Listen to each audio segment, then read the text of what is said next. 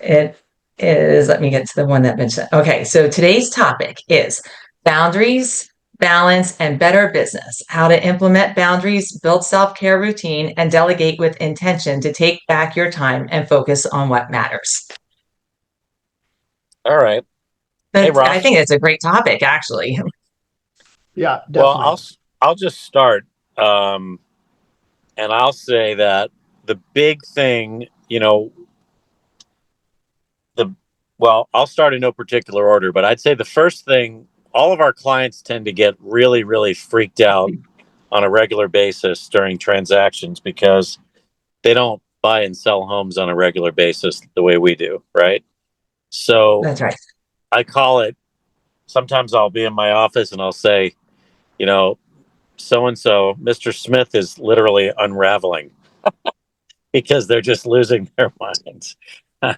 But I think it's really important to keep perspective and realize that it's never the end of the world. Most of these situations are always fixable. And I'm reminded by my younger brother, who's a head and neck surgeon, like those are he deals with real life and death situations, whereas what we're dealing with is really not life and death. And I think it's just really important to keep a sense of perspective and always remain calm with our clients. I've had other agents in my office say, "Gosh, I don't know how you remain so calm when our clients are flipping out." And that's probably a matter of having done this for a long time, right? And not not freaking out and realizing it'll all because I feel like with my clients there's like there's at least two or three crises a week. Like I had one of my sellers flipping out this morning wanting to say that he wasn't going to allow the painters back into his house because they keep not setting the alarm. And so anyway, you just have to talk people off the ledge, and a big part of that is staying calm.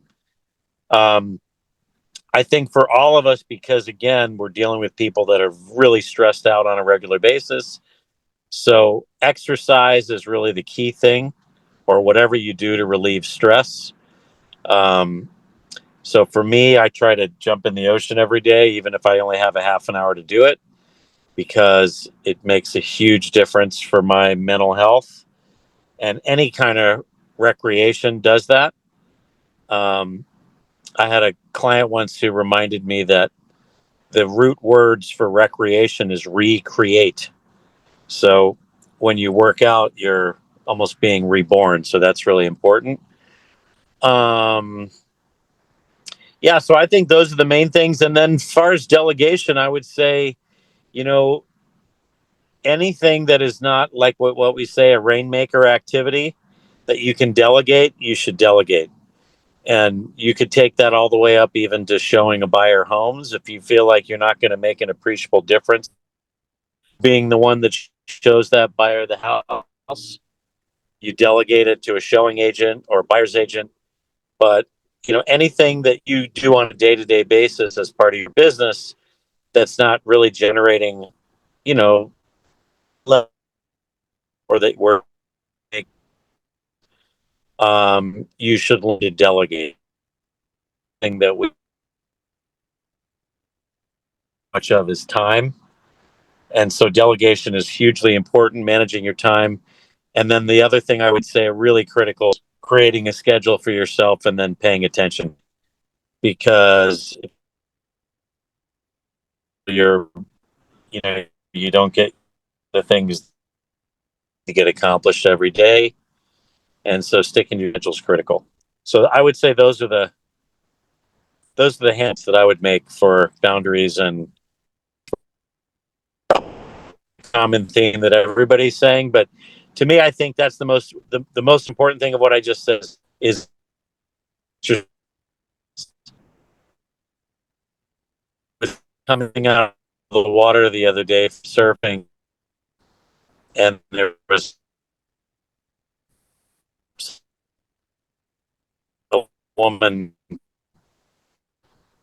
in the little outdoor shower, and she turned to me and she had this big smile on her face. Just one, like some more stuff, and I find chance to do it. So those are all my some, and I'm sure I'll think of more as other people weigh in. That's awesome. Thanks, Matt. Gary, you want to go next? Sure. So I've prepared a few because again, the setting boundaries piece was something that I had to work on intentionally for, a long period of time. So starting with the setting boundaries, I'll kind of hit on each point. But starting on the setting boundaries piece, I broke it down like with your clients in your workspace as well as at home. And the setting boundaries with clients was probably one of my toughest transitions because, again, I feel like as real estate agents, we're almost expected to be working 24/7. And I used to kind of present that as like, I work all the time. And I thought that that was my value proposition. And then realizing that, I was allowing clients to run me into the ground in terms of like burnout, which we talked about last week.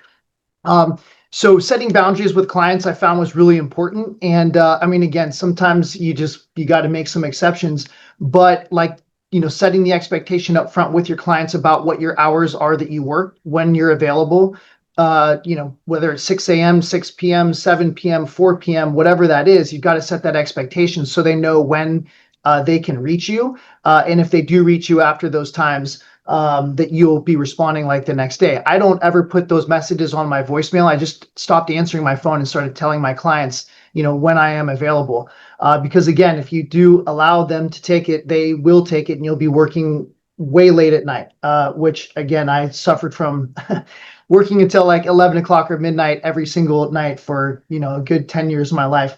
But also then, outlining communication channels, like figuring out what's best to communicate with your clients, whether it's text, email, or the phone. Some other clients have different communication channels, but letting them know that you're easy, better available by text, you can respond quicker, at least setting that expectation so they know how to reach you and they feel confident that you're going to get back to them, even if you don't answer your phone after 6 o'clock.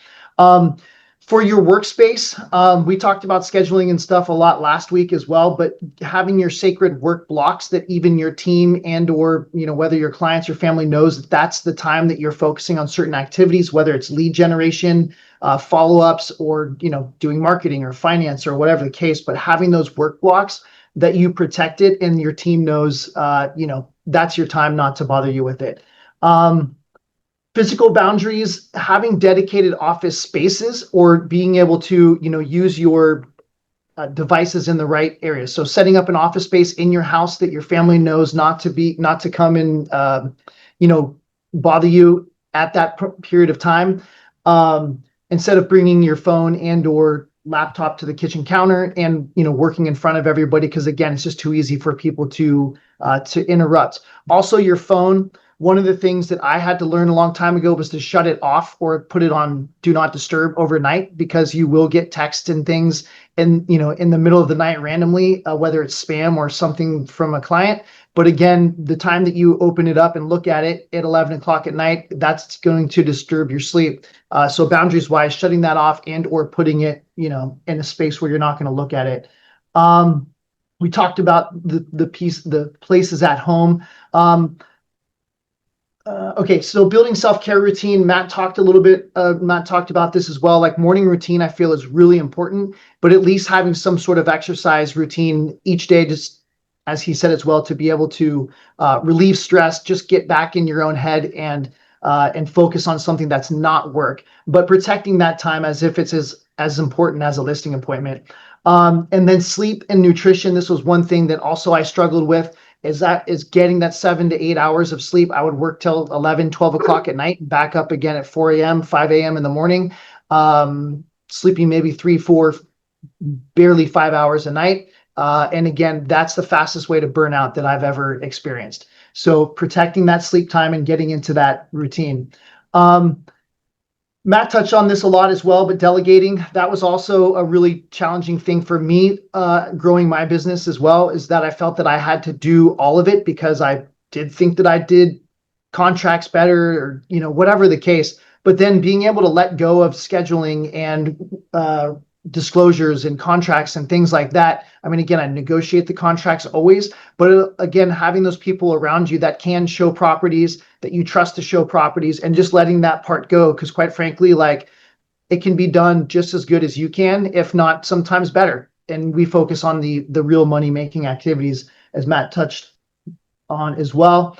And then, okay, so taking back your time, this is one piece that I've always had in my schedule or routine is on Sundays, trying to take 30 minutes or an hour to kind of plan out the week, reset what happened last week, what you didn't get to. One tool that I use is it's called a full focus planner. So it goes monthly as well as quarterly, where you outline what your goals are for that month, that quarter, and or that week. And then it breaks it down like each week has, or each day has a page within the week. That's where you can put your, your do, doing, and done list, the items that are of most important to you, as well as then maybe on the other side, the things to stop doing. I have to remind myself of items to stop doing because I catch myself spending time on items that I probably shouldn't be doing, or I'm trying to delegate so I can take back time on my schedule. So I always outline those each day, but on Sundays, being able to plan out the week so you know that you're rolling into each day, what you're doing, you're planned for it, and you can be more effective with your time. That's pretty much all I got. That's great. That was awesome. And I think some of what you had to say was a lot like with Matt. And I know I'm going to echo a lot of those points as well, but kind of a little bit differently. I can see that Cameron has a new face on Zoom today. I think it might be David. You want to talk, David? Oh yeah. I don't know. I do not Oh, even know your why. voice is different, Cameron. I should rename this. I don't know why it shows up like that. It's just kind of funny. And so I guess I just want to be like Cameron.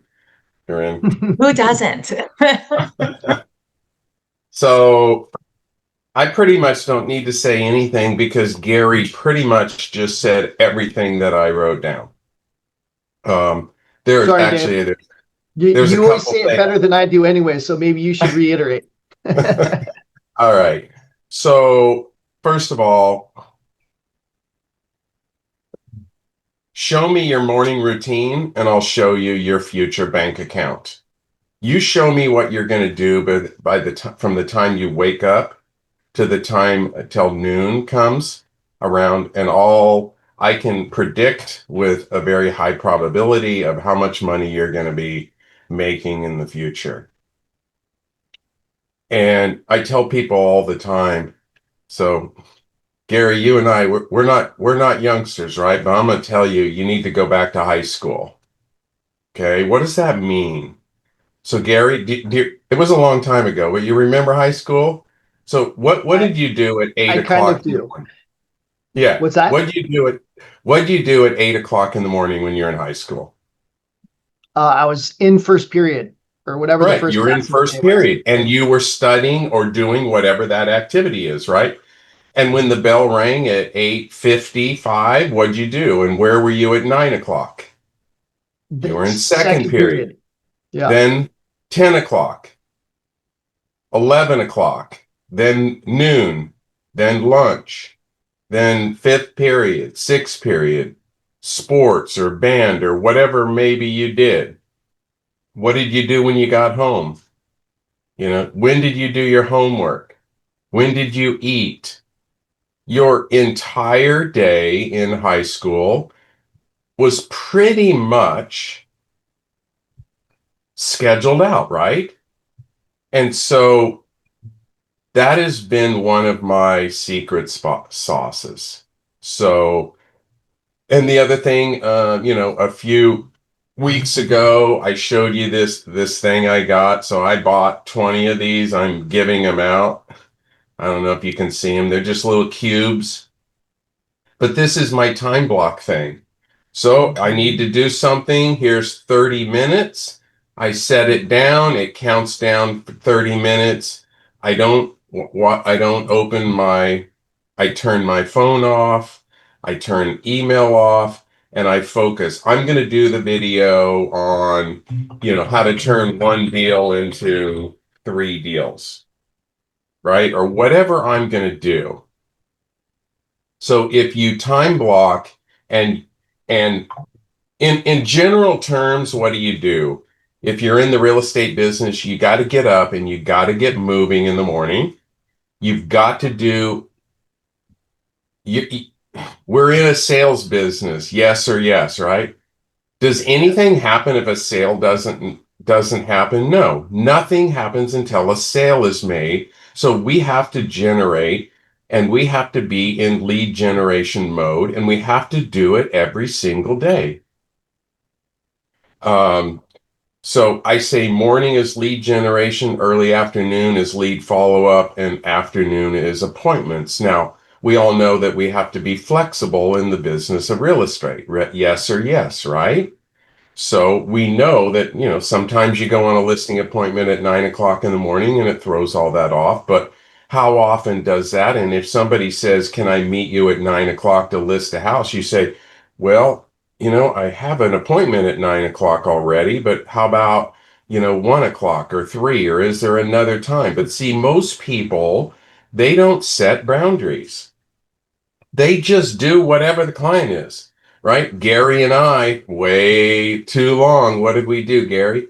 We worked all the time, and it was like we beat our chest because we work all the time, right? When I saw this, I'm like, how do you have boundaries and how do you have a few, all that? I can tell you, if you're in real estate for the first few years, there is no such thing as life and work balance. You got to work your freaking ass off. I hate to say it, but you've got to do the work for a while to get to the point, but don't do it forever. Uh, and I want to reiterate. So Darren Hardy has the thing that Gary said that, plan Sunday night, plan out your week. And I've done that forever, but I also like to look at my schedule for the next day. I stopped having my phone in the room at night. I sleep better. You mentioned sleep. It's so important. Nutrition, so important.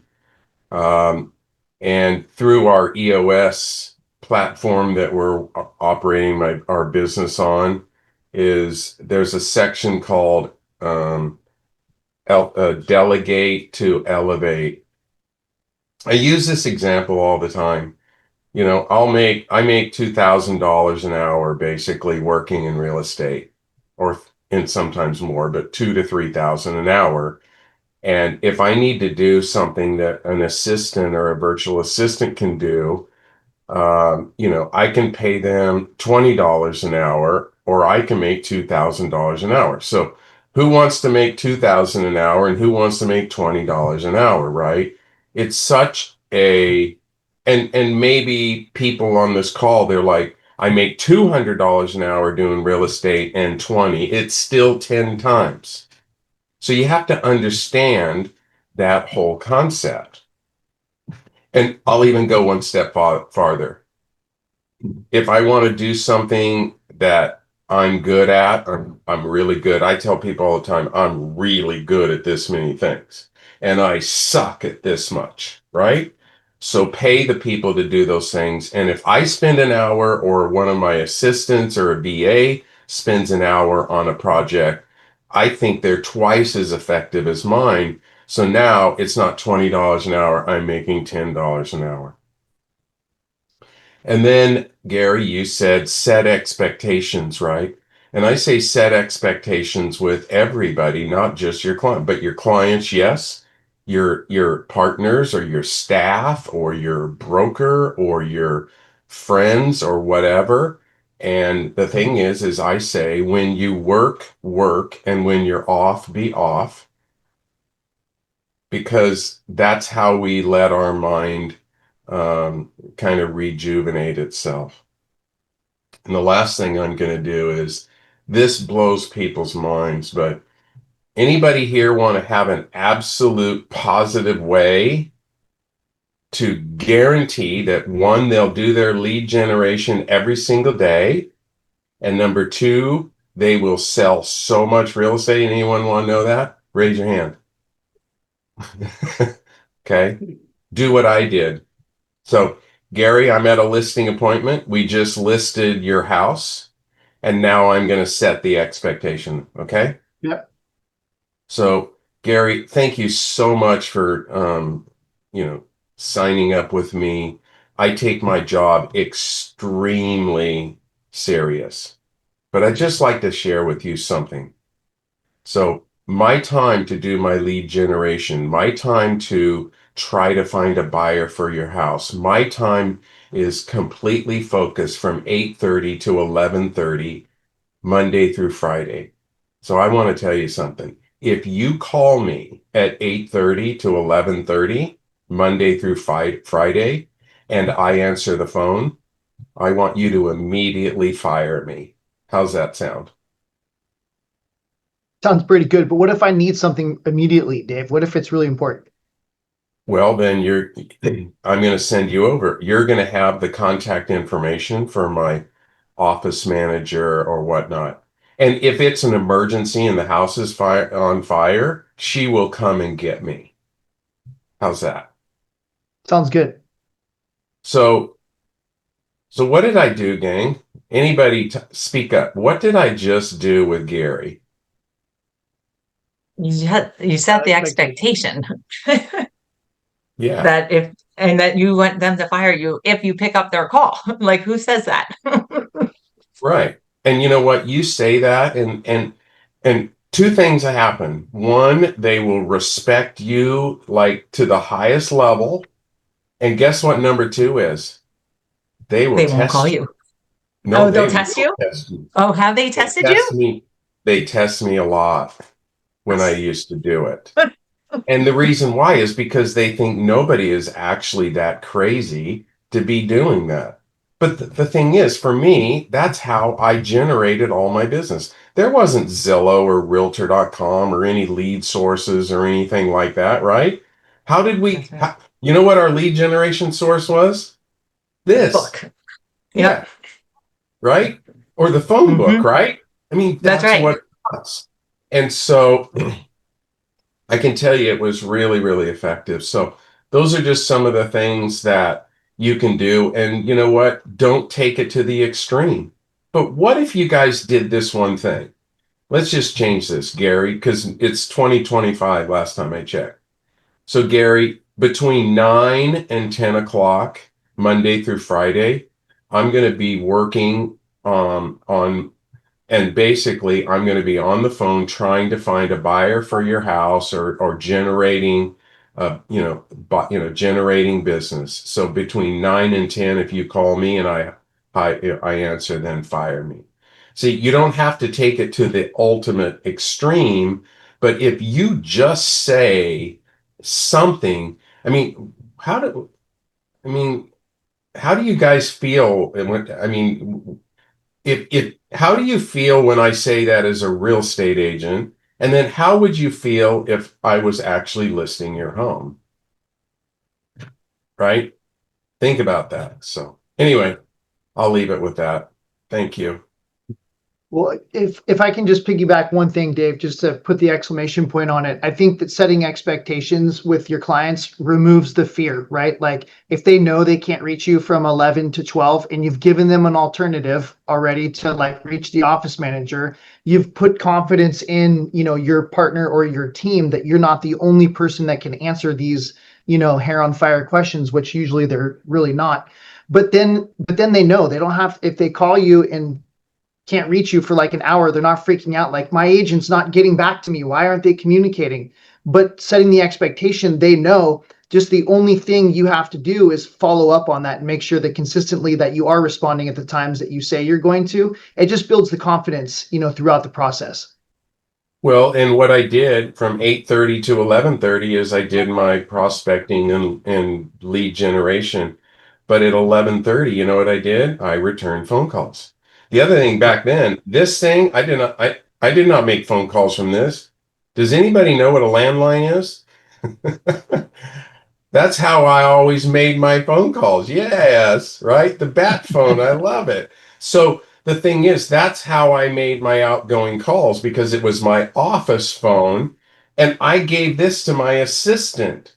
So then Gary would call my cell phone and Christy would say, Lawson Real Estate Team, Dave or Christy speaking, may I help you? And Gary would say, I have a fire. I need to talk to Dave. And she'd say, great. What's the fire? And guess what?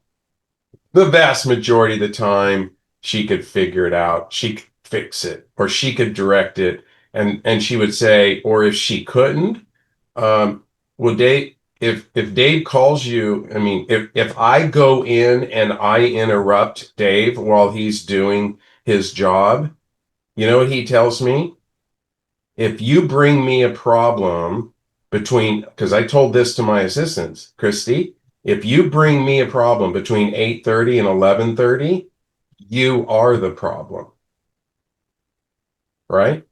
And so she would just say, unless, I mean, I have a sign. Where's my sign?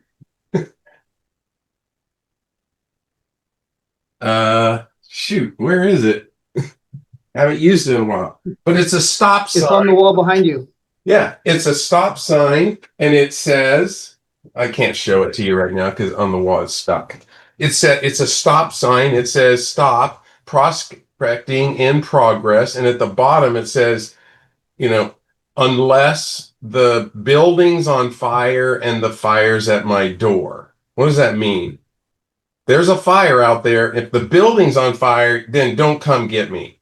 Now, if the fire's at my door, yeah, probably you should, right? But see, I set the expectation for when I say everyone, I mean, can you imagine if you told your assistant, if you bring me a problem between 8:30 and 11:30, you are the problem. What do you think they would do?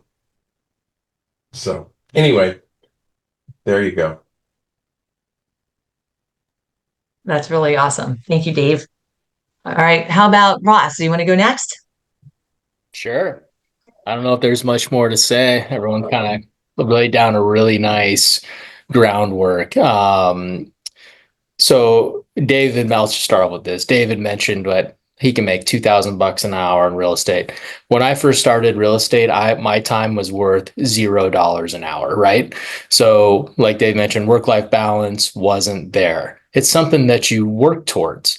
So any new agents on the team, you're not going to snap your fingers and be able to pay an assistant tomorrow. Like these are all things that you're working your business, you're saving towards, you're increasing your market share. These are things that you need to do to have a better business. And what agents fall into year after year is recreating their first year of real estate over and over again. Nothing ever changes. There's no growth. They still run around like their hair's on fire. My clients are the most important thing to me. I'll do anything for my clients. And absolutely, it's a great value to hold, but at what cost? If you're continually running around like your time is worth $0 an hour, your time will always be $0 an hour. And what does that lead to? That leads to burnout. That leads to no life balance. Your family's not going to see you. You're going to be always on the road. If your clients are truly the most important thing to you, that's great. But I'll challenge you. What about your family? What about your body? What about your spirituality? What about everything else in life there is? So I would just challenge you that the clients are the lifeblood of your business. And like David mentioned, you're always prospecting, you're always growing your client list, but they aren't the most important thing. You and your brand and your offering to your clients need to become the most important thing, because that's how you grow. If you're not going to make yourself worth anything to the client, then you are of $0 value, and you will always be running around at midnight and wondering why you're so tired, why you're not getting any rest, and why you hate your job. So I just wanted to start with that, because there is another side to it. And I know people that say, like, I had my cousin, or my wife's cousin, is looking to buy a house.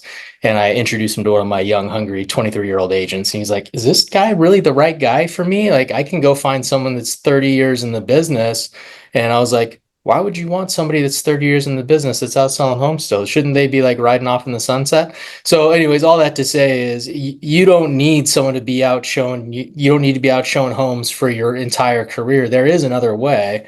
And you can keep your time and get your time. This is an excellent business to grow wealth and to grow time management. So one of the first things that I did, speaking of clients not being the most important thing, is setting your priority list. What is the most important thing to you? And like Dave said, show me your morning routine and I'll tell you what your priorities are, not how much you're going to make, but what your priorities. So is your phone your most important thing to you? Is that what you look at first? Is social media more important than maybe reading or praying or bettering yourself in some form or fashion? That's a question to ask. I know Dave said he doesn't sleep next to his phone. I think that's an excellent practice. One thing that I've done is I haven't had a ringer on my phone in 5 years. Like I just have my phone on silent all day, every day. And I have a watch that'll vibrate if I'm getting a phone call, but that gives me the balance. Like it's not interrupting my work. If I'm talking with you guys, I'm not distracted. I don't have to shift my focus. I don't have to silence my ringer. I can be in the moment and focus on what I'm doing. And I had to earn that ability. That isn't something I did year 1 through 4, right? That was something that I had to earn. I didn't do that until year 10. So those are things that you can work towards, maybe not a best practice today, but if you are time blocking, if you are trying to structure your day, then you should not have those distractions available to you, because guess what happens when you pick up the phone? Then you hang up when you're doing a task you should be doing. And then all of a sudden you're on social media, or you're playing that stupid farm game, or you're doing blah. I don't know what the heck they are, but you're distracted. Everyone is wildly distracted today. And the best thing to do is to eliminate those distractions before they can start. So another thing for time blocking, and clients are people too. And most of the time, as you develop your business, your clients are going to start to have probably even more money than you do. And they're going to understand how important it is to have someone who is running a business. They don't need a butler. They don't need someone at their beck and call.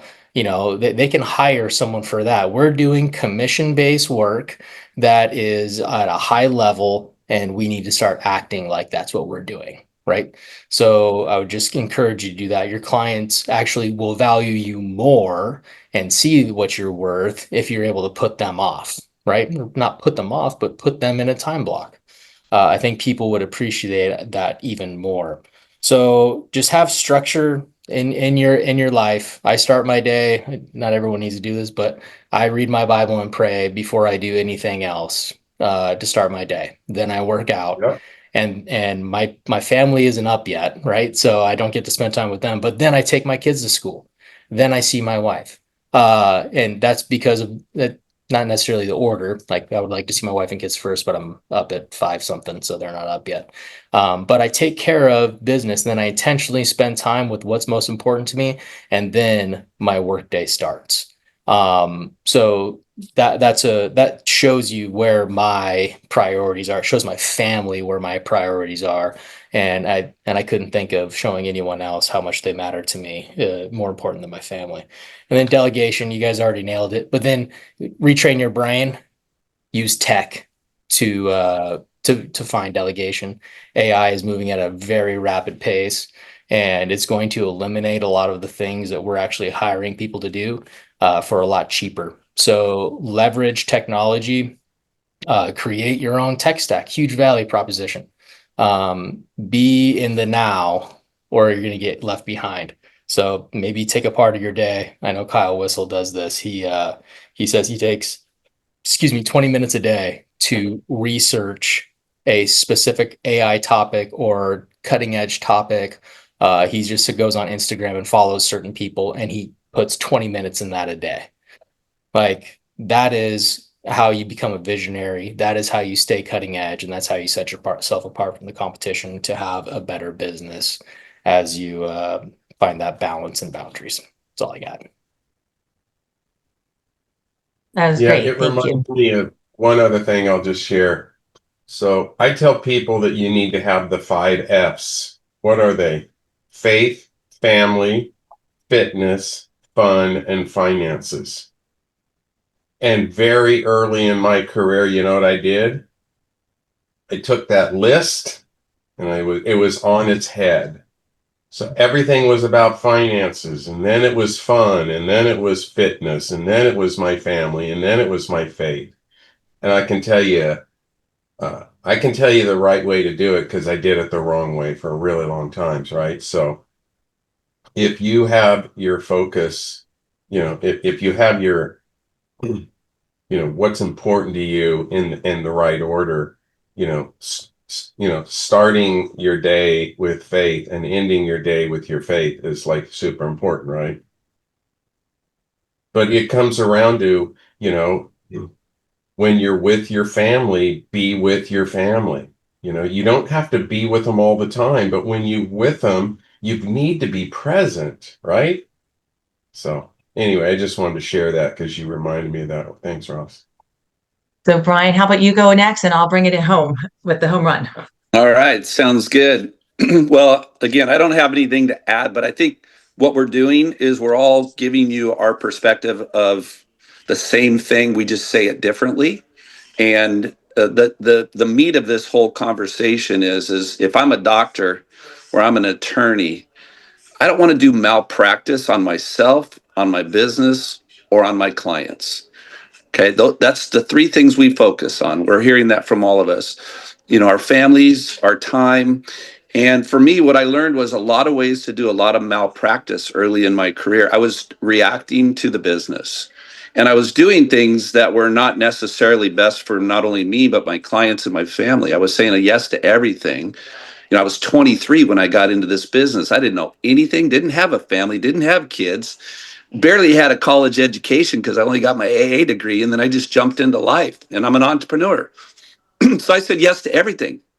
And what I did was I found myself abusing my business because I never took time out to relax and to take a minute and say, why am I even in this business? Right. So that was the first thing I did. I said, okay, what is my real motive for being in real estate? For me personally, I don't know about you, but what's your why? Like, I love houses. I like looking at houses. I loved previewing homes and I stopped doing previewing because I got too busy. And what I learned is that if I'm not previewing, I'm not enjoying this business. So I made it a point for 5 years straight. Every Tuesday afternoon, I went to the most expensive neighborhoods and I only saw houses that I couldn't see on my own. So if they didn't have a lockbox and it was on a broker's caravan, it was a high-end luxury property, I went and saw it.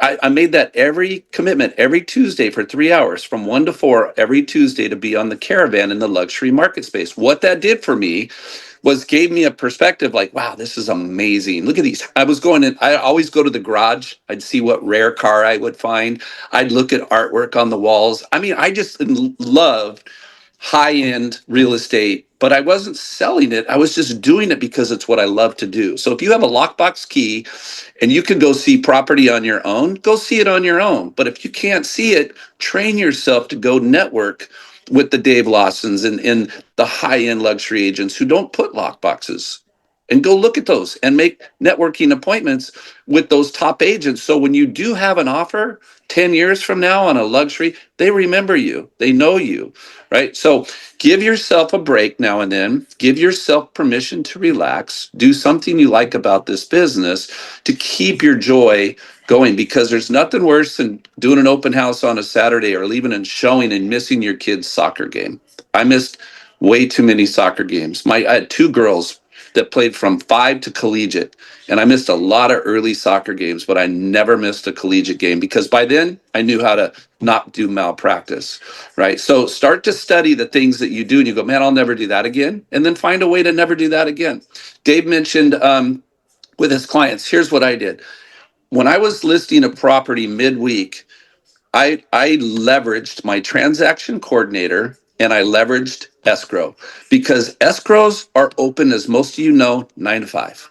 Title companies, 9 to 5. You rarely ever catch your escrow officer calling or answering the phone after 5 o'clock. They're on night. Now, you may have a private number to them because you do a lot of work with them, but the business itself shuts down at 5 o'clock. So what I used to tell all my clients when I'd list a home, I go, listen, I'm in the trenches Monday through Friday. I don't know where I'm going to be sometimes because this business comes to you when you least expect it. And just like when we met, you guys called me to come out here and list your house. I'm on a Tuesday afternoon at 11 o'clock. Here's the one thing I can tell you. My transaction coordinator, Sarah, has your file in front of her Monday through Friday from 9 to 5. She will always be there to take care of what it is you need. 90% of what you're going to need is going to be something about the file. If I'm negotiating a counteroffer, that's different. Now we're connecting and doing things by time limits. But 90% of the time, you're just going to need something from your file. It's a disclosure document. You're wanting help here. I'm gonna have you reach out to Sarah first. If Sarah can't answer it and it's an escrow company, we'll just go straight to escrow. Your escrow company works for you. You're paying your escrow company. You're paying your title company. So just go to the source. If you're a buyer and it's a lender question, call your lender direct. It's a home inspection question about something on the home inspection. Go right to them. You have permission. So I gave my clients permission to call the person who actually had the answer to all their, because I rarely had what they needed. It was somebody I would have to call on their behalf and just say, hey, could you email over this to my clients? Why don't you just call the person who's going to email you? I gave all my clients permission to do that. And if you have any problems, just get a hold of me. So that relieved my phone business Monday through Friday.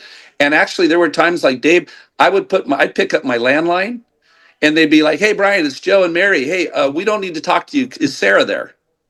I'd be like, yeah, hang on. And I'd transfer my own clients over to my assistant because they were trained to just ask questions because she had the answer, not me.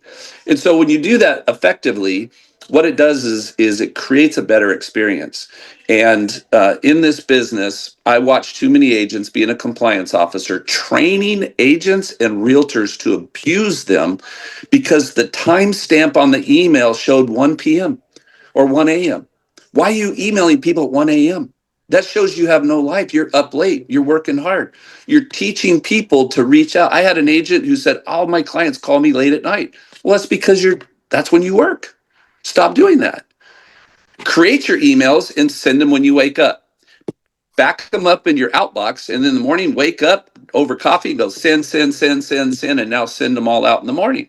You don't have to do it late at night. Don't expect your clients to be up waiting for you at midnight, or you're just going to have a really tough time. And other agents will abuse you too if they know. So I would encourage agents to be aware of their timestamps. Don't be sending text messages late at night. Don't be sending emails late at night or too early in the morning.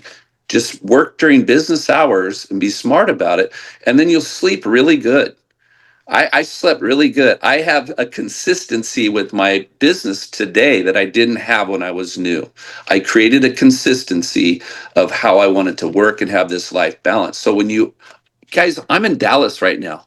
Yesterday I was in Virginia. The day before that I was in Pennsylvania. I've been on a 6,000-mile trip right now driving a truck. And all my business is running flawlessly back at home. Nobody knows where I'm at.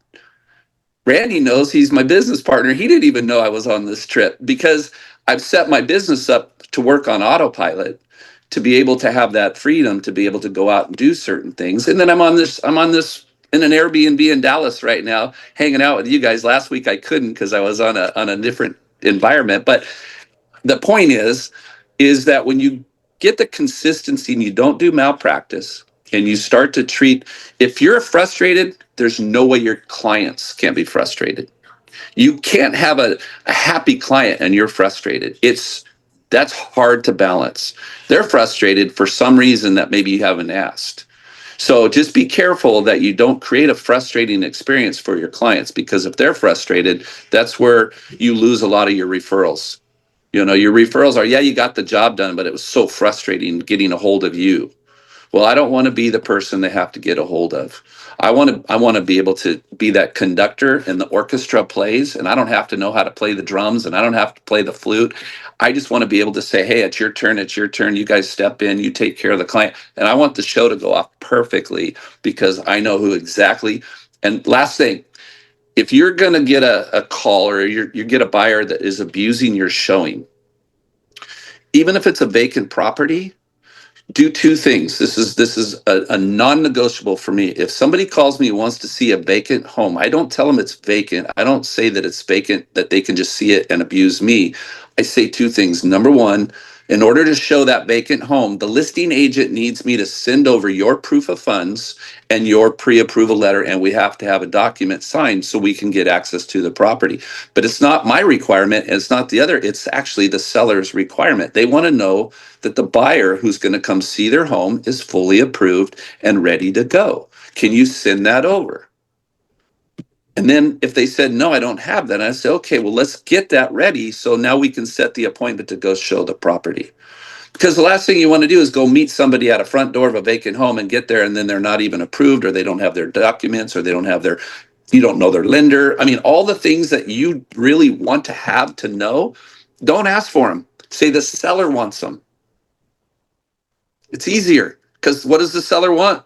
If they love the house and they want to make an offer, the seller's going to want to know all these things. So don't get them later, get them before you show property. And your property showings will be very more enjoyable, I would say. And you're not wasting a lot of time, and you're not getting home after a soccer game that you missed and your kid goes, oh, did you sell a house today? No, honey, I didn't. Then why'd you miss my game? Right? That's not balance. So anyway, I'll leave you with that. Awesome. That was great. Thank you. I too will only show properties if they have their pre-approval or proof of funds to me.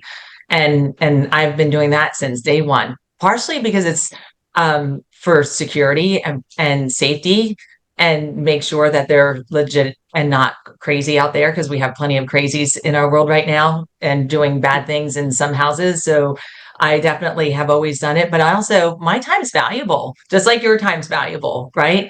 And so I will not show a property without having those in hand. So you're absolutely right. And I love it. So I'm going to go to Jersey speed talk here. So buckle up, guys. All right. First of all, I've been an entrepreneur since I was 12 years old when I started my first. Because this is going to be good. I started my first company at 12, but we'll go on to when I was selling timeshares at 16 and outselling everybody every weekend, because they were paying me a lot of money. So I realized that I could buy a really nice car in high school by selling timeshares. Anyways, here's the deal. I have always exercised first thing in the morning. And even in high school, I was getting up. I was in a lot of sports. I still worked out on my own at 5 a.m. So it's been a lifetime thing. And that really, really, really helps you hone in your brain. If you have anything that you didn't work out the day before, it's time to work it out now. So you can sit down, and when you're making your calls, you are absolutely focused, not having sidebar conversations in your head, shoulda, woulda, coulda, right? Because as good as you are, you can still have those type of little sidebars, and you can slow yourself down. The second is, I have always done my prospecting from 7 a.m. until 9:30 a.m. Why? I don't actually really want to talk to the people. I want them to call me back. I was worldwide sales rep every time I sold anything in the software world, because I made those calls. And you know what would happen? My phone would be inbound ringing all day long. And I still do that in real estate. I'm expecting they're not going to answer my call. If they get my call, I'm kind of pissed because I don't really want to talk to them. I want to leave them my message, send them a text, and send them an email. So now they've got a voicemail, a text, and an email. They're calling me back. And it's always something that's going to benefit them, not me, right? So that's really important. The message is super important when you're making those phone calls. The second is, so the third is, I treat my business like a business and not a hobby. That is the most important thing in mindset as an entrepreneur that you have to think about. Now, however, on a sidebar on that one, I've always made my career and hobby, because whether it was software, I loved all that. And I would speak on stages on different topics over there. But in real estate, I love to flip luxury houses that nobody likes to touch. So that's my hobby. But my kids were growing up. I was a single, only living parent, as most of you know. And so I had to really focus. When I came to Brevard County in Florida, I'd already been selling real estate in Pennsylvania for years, since 1999. But I looked at my broker and I said, I'm the only parent. I have 2 kids that are in sports, and I'm doing a bunch of listings, but I'm never going to sit in an open house on a weekend because I'm traveling with the crew team, or I'm traveling with the baseball team, or wherever we were going. And the broker looked at me and said, that's fine. Just make sure you get someone to cover your open houses. To this day, I think I've ever done 3 open houses. To me, it's a waste of my time to sit in a house and think somebody might come show up to me. If I want to do that, I'd be working at my sister's car dealership. I don't want to be stuck somewhere. I want to be with the people. I make my money with the people, not sitting around twiddling my thumb and having nobody show up in a down market.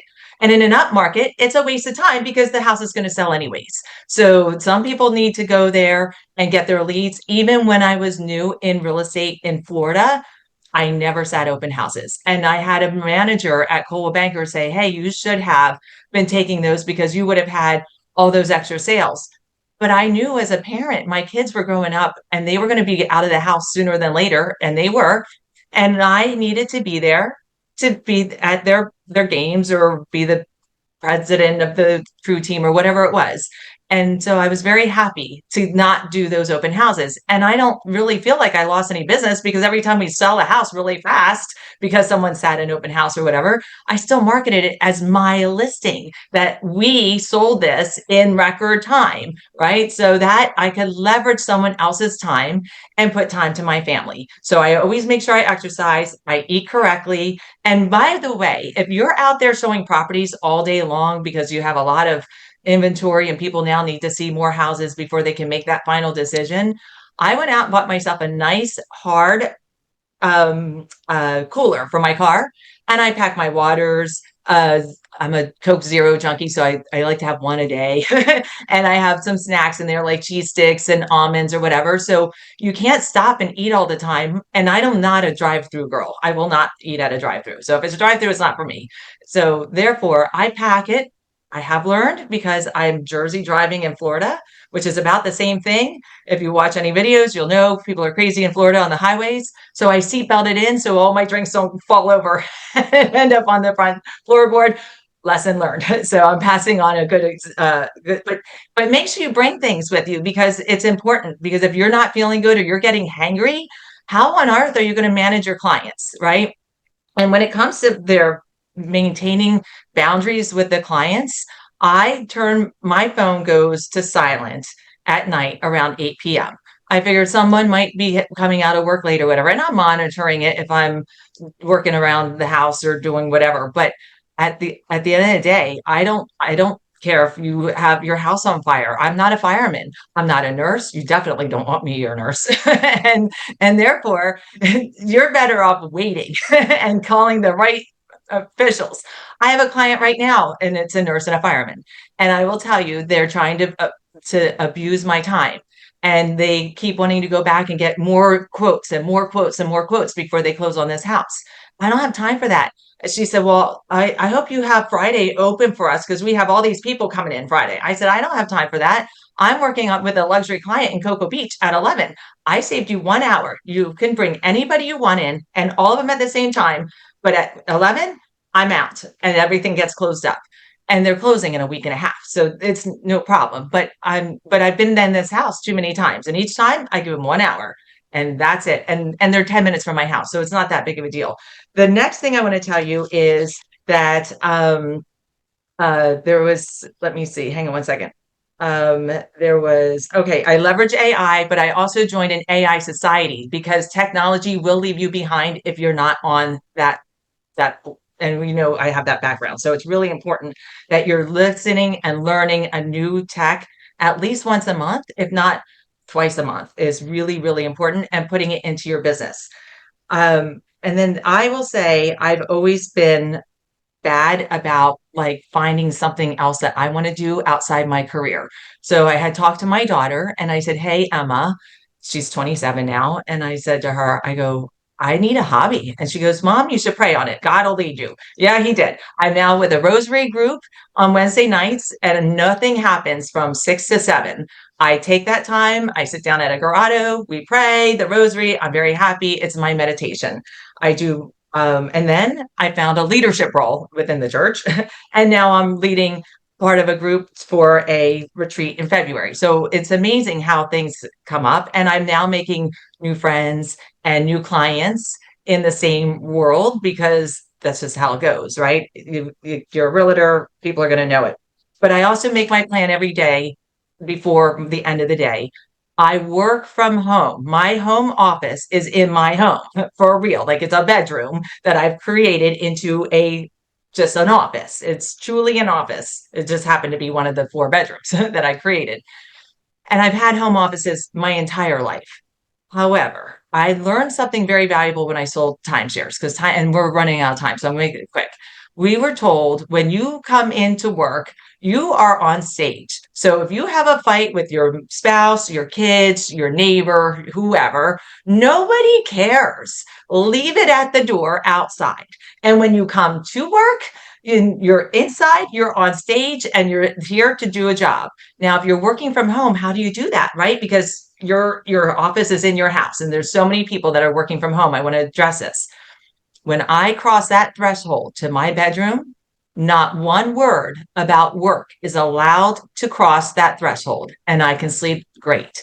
If something happens and I have to think about something or talk to someone in my bedroom, my night's shot. So don't have those conversations once you cross your threshold. And that is probably the best thing I can possibly give you to have great night's sleep and not bring your business into your dreams. And I like Dave, my phone goes into the kitchen on silent. And if you have, I'm an Android, if you have favorites, your favorites can be, if you have do not disturb for certain hours, your favorites can still ring you. So if my kids now just moved to Ohio with the Air Force, he needs something really big happens, traumatic out there, he can contact me and I'll know that it's him because I'll hear his ringtone. So give your people on your favorite list special, ringtones. So if they're coming through the do not disturb, you know who it is. And that's it. Oh, wait, go that way. There it is. I love it. I think you're going to have to make a copy of that for me, Dave. And you're muted. Dave, you're muted. Yes. Okay. I just I love pulled it off the back of the door. That's so awesome. But I tore it. Dang it. Oh well. So But what does it mean? What does this mean, everybody? we can't see it. There it What is. does it mean? This just means I'm doing something else. It could be say, stop, don't talk to me about business. I'm with my family. Don't, stop doing anything. I'm going out on a date on Friday night with my wife. Stop. I'm going to my grandson's soccer game, right? It doesn't have to be work, but whatever you're doing, focus on that. So, all right. And 10 one o'clock. other thing, I can go to Mexico and swim with the sharks, the whale sharks, not real sharks, the ones that aren't going to eat me, and leave my phone in the car for 2 days and not answer because everybody knows that when we go under contract, we're in a group text with my assistant, the husband, the wife, the girlfriend, whoever it is, the parents, whoever's in that contract is all in a group text. So as soon as someone has a question, I don't have to answer. My assistant's answering. And she happens to also be the TC. So she knows more what's going on than I do. And that's how I would like to have it. It's delegation. You have to be good at delegating, whether you're a parent to your kids to do chores, to take something off of your plate so you can go make the money to feed them, or to your assistant so they can have an income coming in. And you're pushing the economy forward, paying someone else to do things that you don't need to do. But so many people are so worried about keeping their claws into everything, then they end up having to do everything. And you don't have to do everything. A doctor only sees you in the ER, right? Or at the table when he's ready to start cutting you up. Everyone before that is the nurses, the aides, someone else is wheeling you down. The doctor doesn't have to do all that, and neither do you. Be smart about it. Amen. Pay it out. Pay a cleaning lady. Hire the pool guy. Pay someone else. If I clean my house for 3 hours on a Saturday, I should have paid the girl $150 to clean my house, and I could have made $100,000 sale in commission on a luxury property. Duh. I don't know how else to say it. Don't have a duh moment. Just pay it forward, and you will get to. And if you have nothing to do in real estate, take a day with your family, yourself, wherever. Take that moment as a gift. Yeah. I always say, don't pay the dumb tax. Exactly. For real. Well, I guess Okay. we're over 2 minutes, so Mitchell, like, might want to shake us down. So have a great week, guys. Have a nice weekend. I Larry, love the thank you so much. conversation. Say that again, Gary. So thank you. See you next week. Oh, thank you very much. Have a good weekend. Bye. Thanks. Bye.